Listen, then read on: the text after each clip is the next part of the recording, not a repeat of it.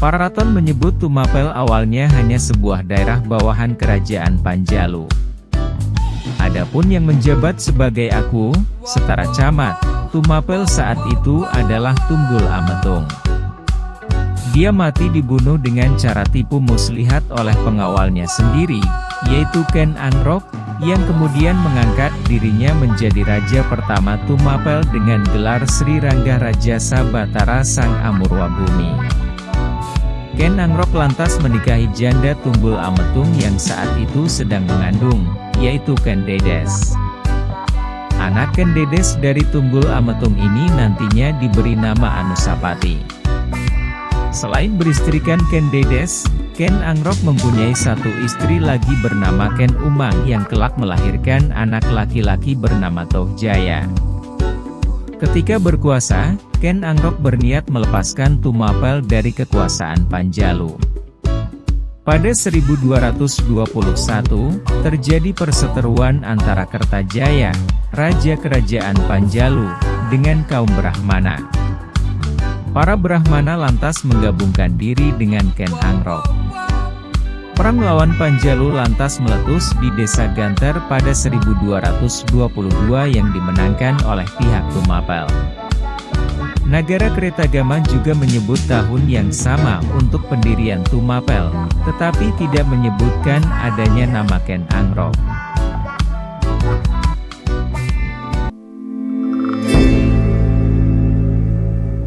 Jika dirunut jauh ke belakang, awalnya Ken Arok yang kelak di kemudian hari bergelar Sri Rangga Rajasa Batara Sang Amurwa Bumi hanyalah sampah masyarakat belaka. Namanya melekat dengan sarangnya, Padang Karautan, yang berada tidak jauh dari Istana Singasari. Ia terkenal sebagai maling, perampok, penyamun, dan perbuatan tidak terpuji lainnya. Meski ia seorang penyamun, otaknya jalan dan encer, bahkan jahat. Setidaknya Ken Arok, anak pasangan suami istri Gajah Para dan Ken Endok ini bisa menggunakan akalnya untuk menggapai sebuah tujuan yang sungguh luar biasa, menjadi raja. Sebuah kesempatan yang ia peroleh setelah Brahmana Lohgawe membawanya ke istana Pakuwon Tumapel. Berbekal pengalaman sebagai perampok, membunuh bukan hal luar biasa baginya. Pembunuhan pertama ia lakukan kepada pembuat keris bernama Empu Gandring, yang membuatnya jengkel karena telah sekian lama keris pesanannya belum rampung juga. Keris yang dipesan masih belum sempurna, gagangnya masih gagang sementara yang terbuat dari dahan cangkring. Dengan bengis, Ken Arok membenamkan pusaka itu ke dada pembuatnya, Empu Gandring, yang kemudian menjatuhkan kutukan bahwa kelak keris itu akan meminta banyak nyawa, termasuk nyawa Ken Arok. Kebengisan berdarah dingin dan menghalalkan segala macam cara ditimpakan pula kepada Kebo Ijo, yang kepadanya keris itu dipinjamkan. Sehingga kemudian banyak orang di Tumapel mengira keris yang menancap di dada aku Tunggul Ametung adalah milik Kebo Ijo karena sebelumnya kemana-mana Kebo Ijo selalu pamer keris itu. Tanpa banyak bicara Ken Arok membunuh Kebo Ijo sebagai tertuduh, dengan mengabaikan saksi yang terbungkam mulutnya, Ken Dedes, anak seorang Empu Linui, Empu Purwa dari Panawijen. Kemudian terjadilah perkawinan antara Ken Arok dan Ken Dedes yang dari awal benar-benar sudah dirancang oleh Ken Arok, bukan sekadar oleh alasan betis Ken Dedes bercahaya. Ken Arok mengawini Ken Dedes meskipun perempuan ini sedang hamil dari suaminya terdahulu. Dengan demikian, ia berhasil menggapai tahapan awal dari rencana jangka panjang yang dirancangnya. Dengan mengawini Ken Dedes, Ken Arok dengan sendirinya memperoleh kedudukan sebagai aku di Tumapel.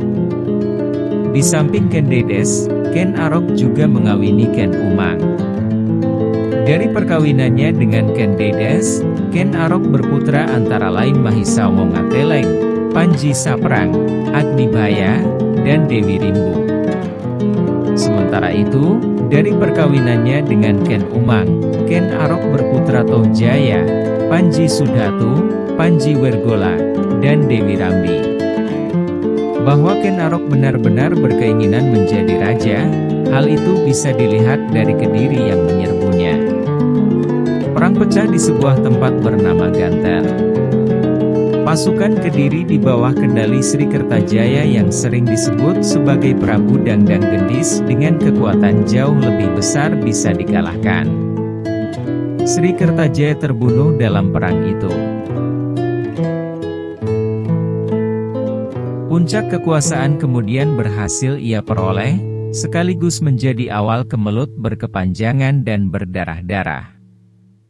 Ken Arok menjadi raja pertama Singasari, beribu kota di Tumapel mulai 1222 hingga 1227, dalam waktu hanya 5 tahun. Anusapati yang tidak bisa menerima kematian ayahnya, atau barangkali oleh alasan yang lain, ia merebut kekuasaan.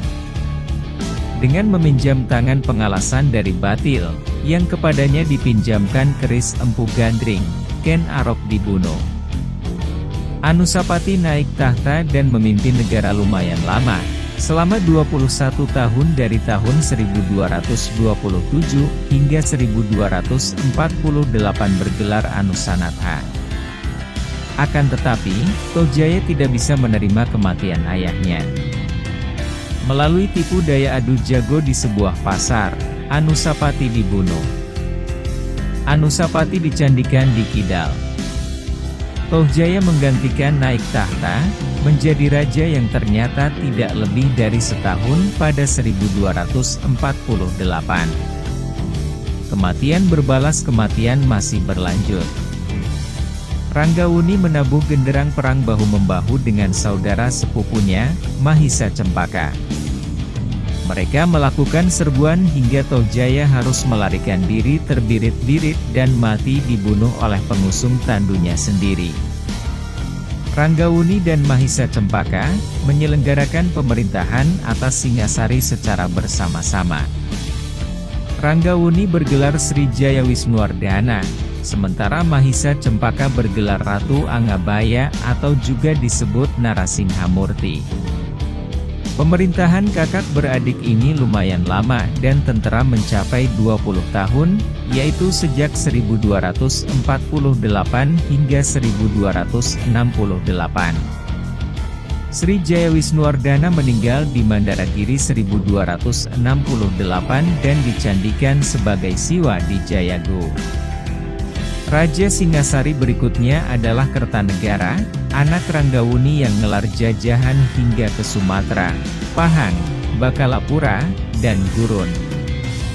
Baginda Kertanegara yang memimpin negeri selama 24 tahun, yaitu sejak 1268 hingga 1292 memiliki 6 orang anak, 4 diantaranya dikawinkan semua dengan Raden Wijaya. Mengapa Kertanegara demikian menyayangi Raden Wijaya sampai ke-4 anak perempuannya dinikahkan semua dengannya? Hal itu tidak lain karena Raden Wijaya adalah anak dari Lembutal, sementara Lembutal adalah anak Mahisa Cempaka. Mahisa Cempaka adalah sepupu ayahanda Sri Kertanegara sendiri. Singasari runtuh karena serbuan Raja Jayakatwang dari Gelang-Gelang, yang rupanya masih menyimpan dendam negara leluhurnya, Kediri, pernah dihancurkan. Serbuan Jayakatwang ini dilakukan tepat ketika Singasari dalam keadaan kosong.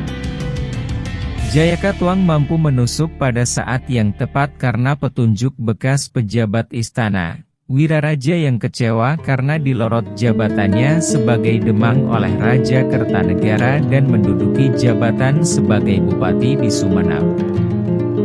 Raden Wijaya yang berhasil memanfaatkan tentara dari Mongol untuk menggilas Jayakatwang, mendadak melakukan tikaman ketika pasukan Mongol tidak siap, dan sisanya kembali berlayar pulang ke negerinya. Raden Wijaya mendirikan negeri baru yang diberi nama Wilwatika, yang kemudian lebih dikenal dengan sebutan Majapahit. Raden Wijaya dinobatkan menjadi Raja Majapahit pertama pada tanggal 15 bulan Kartika dalam skala RI Purneng Kartika masa Pancadasi bergelar Sri Kertarajasa Jayawardhana yang memerintah selama 16 tahun sejak 1293 hingga 1309. Sepanjang perjalanan pemerintahan itu, bukan berarti Raden Wijaya melaluinya tanpa gejolak karena ketidakpuasan dari orang-orang yang semula mendukungnya mengemuka dalam bentuk makar. Ranggalawe tercatat dalam Kidung Ranggalawe yang entah siapa penulisnya, meneriakan dendang pemberontakan. Ia lakukan itu akibat merasa kecewa karena Nambi diangkat menjadi Patih Amangkubumi, padahal Ranggalawe merasa perjuangan Nambi dan sumbangsihnya untuk Majapahit belum ada apa-apanya dibanding apa yang ia lakukan, sementara ia hanya diberi jabatan sebagai Adipati di Tuban. Patih Amangkubumi adalah jabatan yang terhormat karena ia orang kedua setelah raja. Sementara Adipati meski membawahi sebuah wilayah yang cukup luas, kedudukan itu masih kalah bobot dari jabatan Mahapati. Dengan pasukan berkekuatan segelar sepapan, Nambi menyerang Tuban. Nambi yang duduk di atas kuda bernama Brahma Cikur dihadapi Lawe yang duduk di atas kuda kesayangannya bernama Nila Ambara yang juga disebut Megalamat. Namun, kekhawatiran Nyai Mertaraga dan Nyai Tirtawati, dua orang istri Lawe menjadi kenyataan. Ranggalawe mati bukan oleh Nambi, namun justru Kebo Anabrang yang memberangus nyawanya. Sementara itu, Kebo Anabrang mati di tangan Sora, yang tidak bisa menerima kematian Ranggalawe yang demikian besar sumbangan perjuangannya pada Majapahit.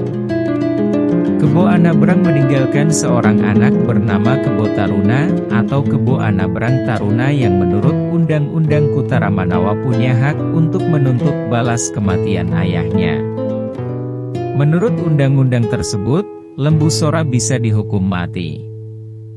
Salah satu ayat kitab Kutaramanawa menyebut siapa yang melakukan pembunuhan, sebagai hukumannya ia harus dibunuh. Mahapati memanfaatkan itu sebagai bahan fitnahnya.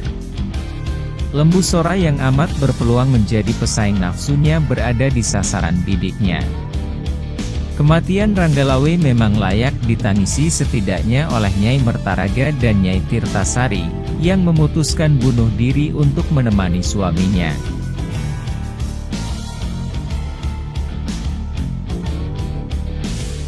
Arya Adikara atau Banyak Waid yang juga bernama Arya Wiraraja sangat kecewa atas kematian putra kesayangannya. Ia memutuskan menghadap Sang Prabu untuk menagih janji. Dahulu ketika Raden Wijaya terbirit-birit meminta perlindungan ke Sumenep, ia berjanji kelak akan membagi dua kerajaan dengan Wiraraja. Raden Wijaya memenuhi janji itu dengan menyerahkan wilayah negara bagian timur ke selatan hingga pantai yang memuat 3 juru. Sejak itu Arya Adikara berdiri sendiri sebagai raja di Lumajang dan tidak harus menghadap raja. Usai persoalan Ranggalawe, ketenangan pemerintahan Majapahit kembali terusi. Kali ini yang melakukan makar adalah Lembu Sora, yang terpaksa berhadapan dengan kekuatan Majapahit karena hasutan Mahapati yang merasa Lembu Sora merupakan batu sandungan mimpinya menggapai jabatan Mahapati.